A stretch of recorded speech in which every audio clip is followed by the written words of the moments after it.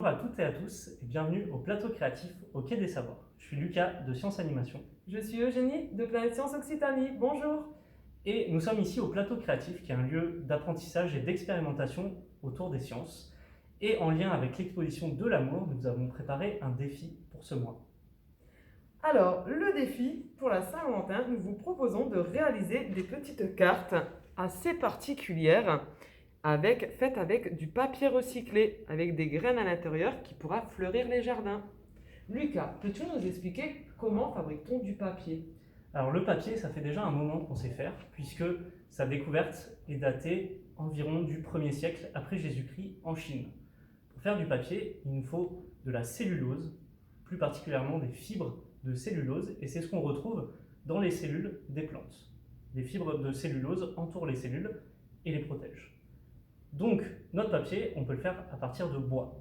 Mais pour passer d'un gros tronc à une feuille toute mince, il va falloir qu'il subisse pas mal de changements. D'abord, le bois, il faut le découper en fins copeaux qu'on va ensuite broyer avec de l'eau. Et ensuite, il va falloir filtrer un petit peu tous les éléments qui vont polluer notre pâte à papier.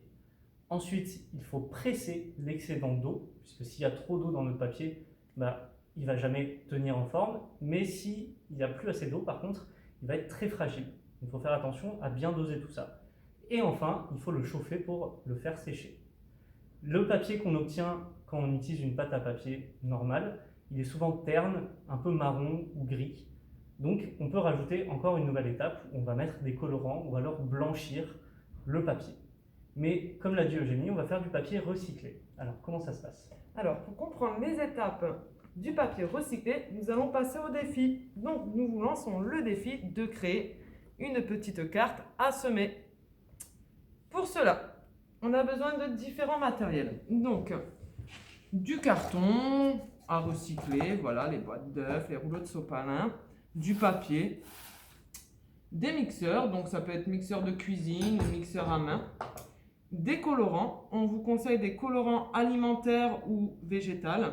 Donc alimentaire, vous allez trouver pas mal de choses dans les rayons, paillettes, voilà, pour la déco qui n'est pas mauvaise pour le sol, c'est super. Il faut savoir que dans les encres, il y a pas mal de composants qui sont très mauvais pour les sols. Donc on vous le déconseille. Des graines, un petit cadre ou moule pour donner la forme que vous désirez à votre cadre, à votre carte. De la farine, donc la farine c'est pour créer votre petite colle naturelle afin de pouvoir coller les deux parties. Voilà. Alors les étapes, pour commencer, il va vous falloir couper des petits morceaux de papier et les mettre dans le mixeur avec du carton,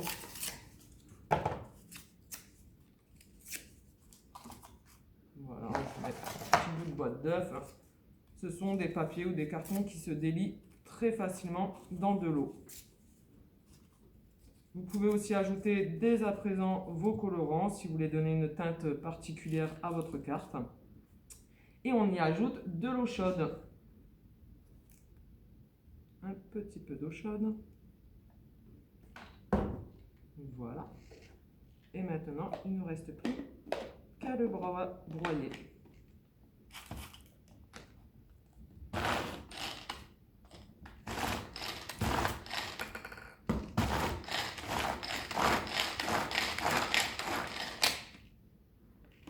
Jusqu'à obtenir une espèce de pâte. Une pâte imbibée d'eau qu'il vous faudra essorer. Alors, pas trop. Si vous l'essorez trop, vous n'arriverez plus à étaler correctement dans votre support. Et si vous ne l'essorez pas assez, vos graines risquent de moisir à l'intérieur. Donc, prenez vos petites graines dans votre pâte. Hop, les insérez. Mélangez.